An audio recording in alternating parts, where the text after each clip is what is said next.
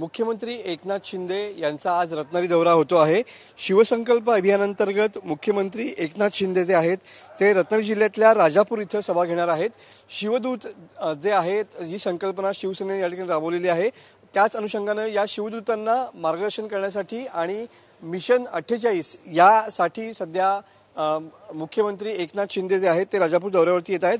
या सभेची जी तयारी आहे ती पूर्ण झालेली पाहायला मिळते। तुम्ही बघू शकता की आपण राजापूर शहरामध्ये आहोत आणि याच ठिकाणी ही एकनाथ शिंदे यांची सभा या ठिकाणी होणार आहे। भव्य दिव्य असा मंडप या ठिकाणी उभारण्यात आलेला आहे आणि जवळपास 1 लाख लोक उपस्थित राहतील एवढी क्षमता या पेंडॉलची या ठिकाणी आहे।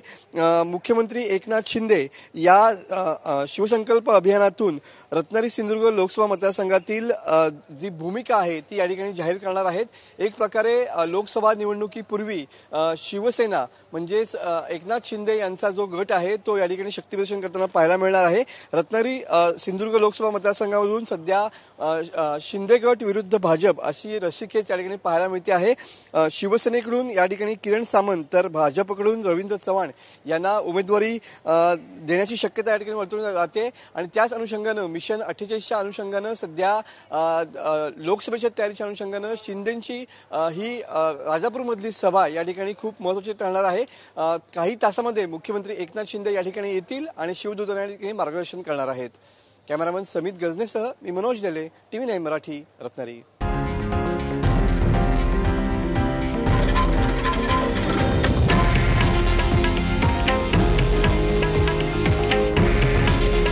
हे आहे देशातील नंबर 1 न्यूज नेटवर्क आणि आपण पाहत आहात TV9 मराठी। काळजी तुमची, हित महाराष्ट्राचं।